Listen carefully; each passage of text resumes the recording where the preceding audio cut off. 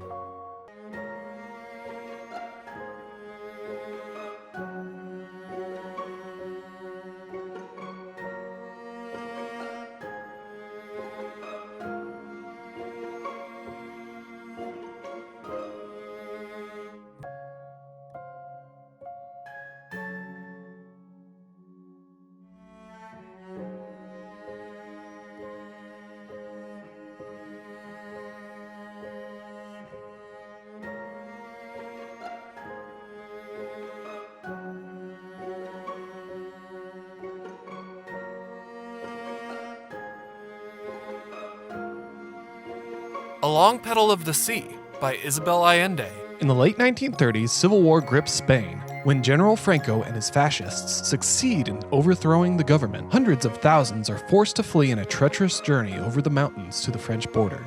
Among them is Roser, a pregnant young widow who finds her life intertwined with that of Victor Dallamau, an army doctor and the brother of her deceased love. In order to survive, the two must unite in a marriage neither of them desires. Together with 2,000 other refugees, Roser and Victor embark for Chile on the SS Winnipeg, a ship chartered by the poet Pablo Neruda. The long petal of sea and wine and snow.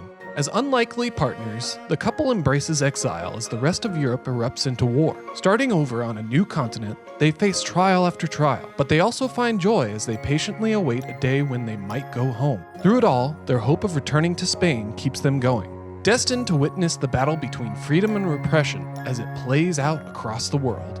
Roser and Victor will find that home might have been closer than they thought all along.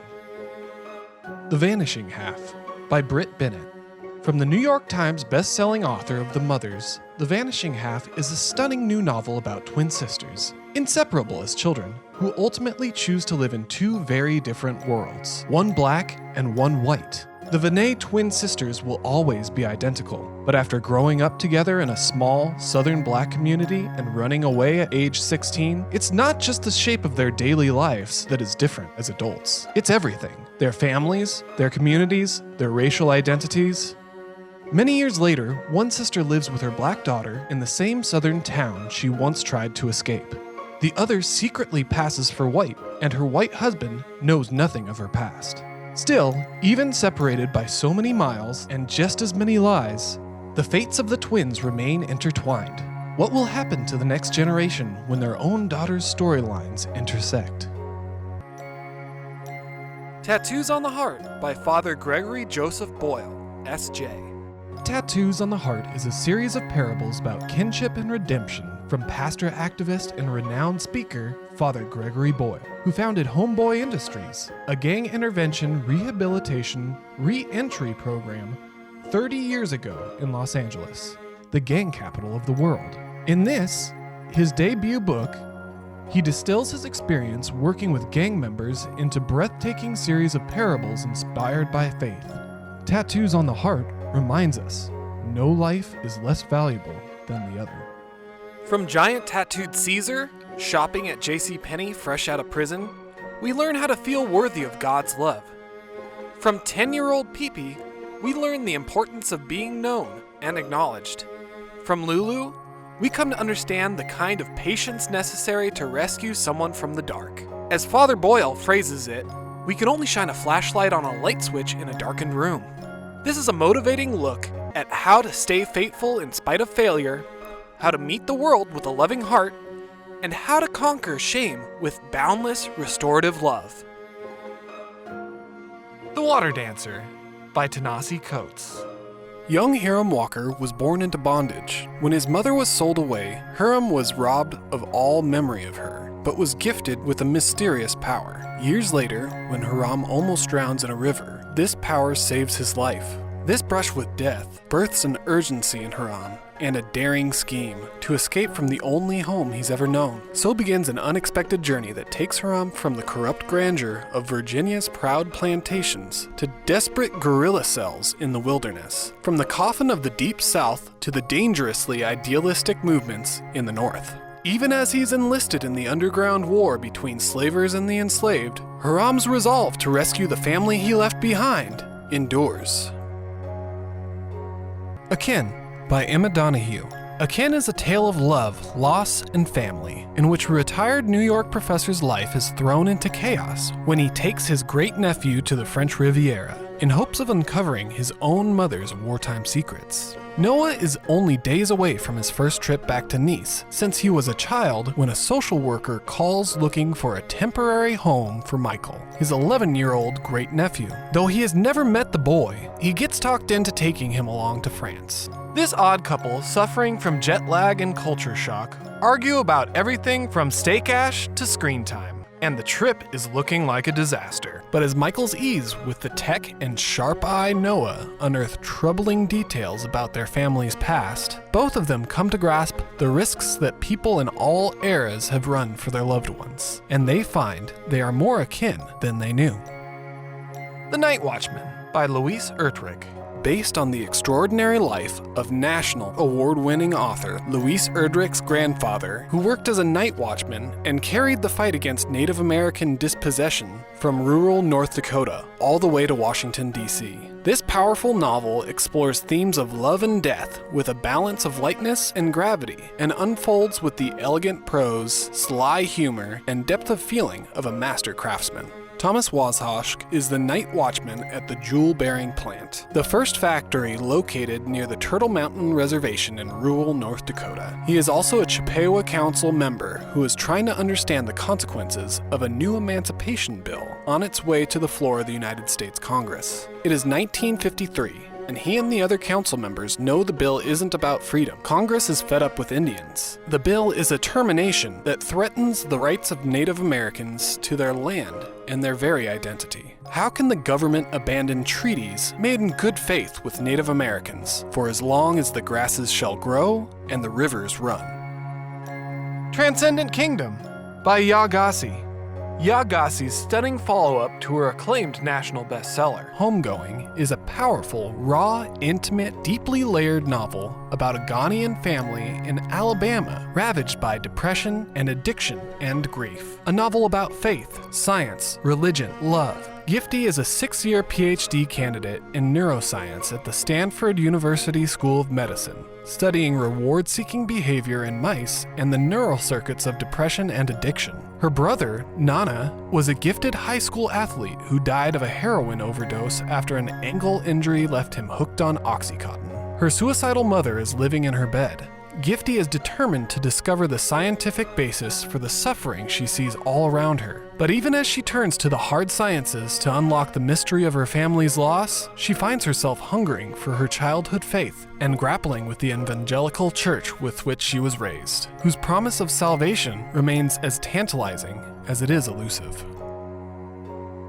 Leave Only Footprints. My Acadia. 2. Zion Journey.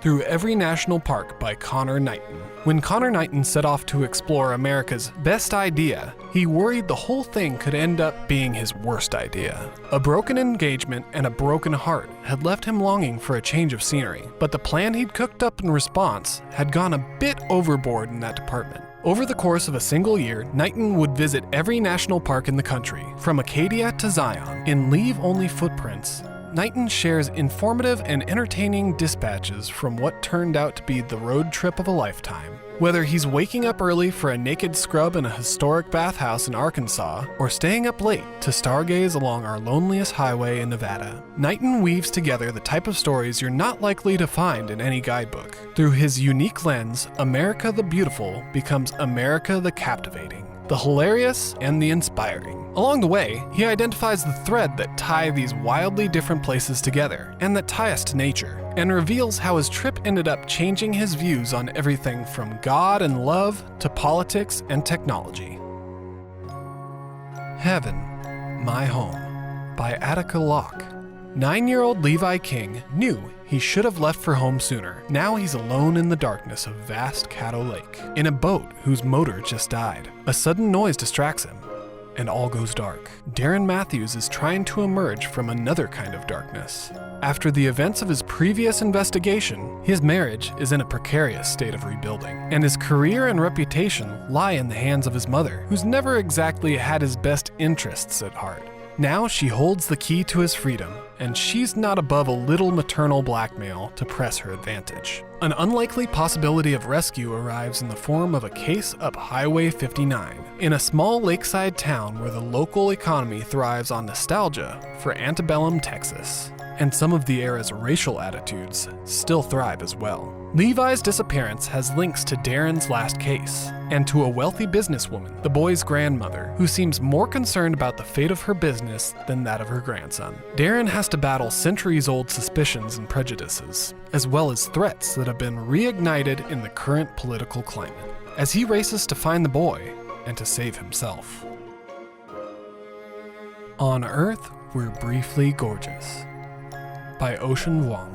On Earth We're Briefly Gorgeous is a letter from a son to a mother who cannot read. Written when the speaker, Little Dog, is in his late 20s, the letter unearths a family history that began before he was born. A history whose epicenter is rooted in Vietnam and serves as a doorway into parts of his life his mother has never known. All of it leading to an unforgettable revelation. At once a witness to the fraught yet undeniable love between a single mother and her son, it is also a brutally honest exploration of race, class, and masculinity, asking questions central to our American moment, immersed as we are in addiction, violence, and trauma, but undergirded by compassion and tenderness. On Earth We're Briefly Gorgeous is as much about the power of telling one's own story as it is about the obliterating silence of not being heard.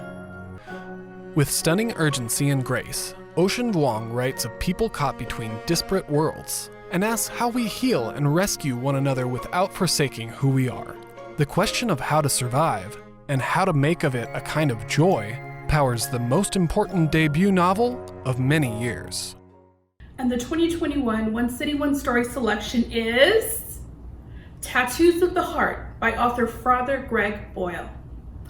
And if you don't know anything about Father Greg Boyle, you will soon through One City, One Story, and he's just a wonderful community figure and the person who started Homeboy Industries. Tattoos of the Heart is of course available for checkout at all of our Pasadena libraries. It's available in print and it's also available in ebook format. And don't forget, it's also available at our local bookstores. Hi, this is Greg Boyle, the founder of Homeboy Industries, the largest gang intervention, rehab, and reentry program on our planet. You know, the prophet Habakkuk writes, the vision still has its time, presses on to fulfillment, and it will not disappoint. And if it delays, wait for it. But none of us want to wait for too long, con los brazos cruzados, tapping our feet and staring at our watches. We want to make something happen. We want to create a community of kinship such that God, in fact, might recognize it. We want to imagine a circle of compassion and then imagine nobody standing outside that circle. Together, we want to dismantle the barriers that exclude. I am humbled that the Pasadena Public Library, for their One City, One Story 2021, has selected my book, Tattoos on the Heart, The Power of Boundless Compassion. I'm heartened that you will have an event on March 14th, and I'm happy to be a part of that. I pray that together we might be able to find our soft, open-hearted response to all that the world presents to us, especially during these most challenging times. And so we try to stand at the margins so that they'll get erased. And no kinship, no peace, no kinship, no justice, no kinship, no equality. So we work for kinship and a community of beloved belonging. For the vision still has its time, presses on to fulfillment, and it will not disappoint. I look forward to seeing you on March 14th. We are still putting our programming lineup together, but please mark your calendars for March 14th for the author talk with Father Boyle. This year, we will once again feature a second One City, One Story during the summer. And the selection for our summer edition is Leave Only Footprints, My Acadia to Zion Journey Through Every National Park by Connor Knighton.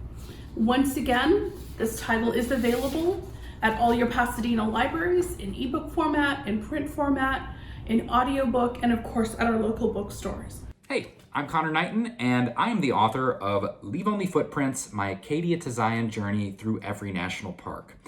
I'm also a correspondent for CBS Sunday Morning, and so right now I'm in Seattle shooting a story for our show, and it is very, very cold here. So I am already dreaming about summer, and I'm especially excited for next summer's One City, One Story program at the Pasadena Library. I'm honored that Leave Only Footprints has been selected as the summer 2021 book. The book tells the story of the year that I spent visiting every national park in the country, and that is actually a journey that began a few blocks away from the Pasadena Library. I had been living in Pasadena until I decided to move out of my apartment, sell most of my stuff, and then spend a year immersed in America's best idea. The book tells a bit of my personal story, but it's mostly full of the stories of the people and the places that I encountered along the way.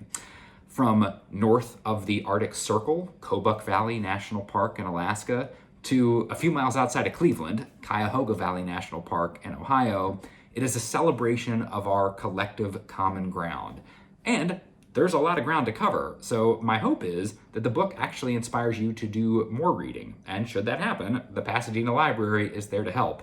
I should note that is actually what I did before I set out on this journey. As I was conceiving of the idea and figuring out if it was even possible to hit all the parks in the year, first thing I did was walk to the library and check out a bunch of guidebooks, look at some maps, and start to really get a sense of the park system as a whole. And you can see that in this resulting book. So I hope you enjoy Leave Only Footprints, and I can't wait to see you next summer. Once again, I would like to thank you for viewing our One City, One Story reveal, and I look forward to seeing you all, maybe virtually at some of these, maybe in person at others, but definitely virtually on March 14th, which is the Sunday, for our conversation with Father Boyle, and then our summer conversation with Connor Knighton. Thank you all.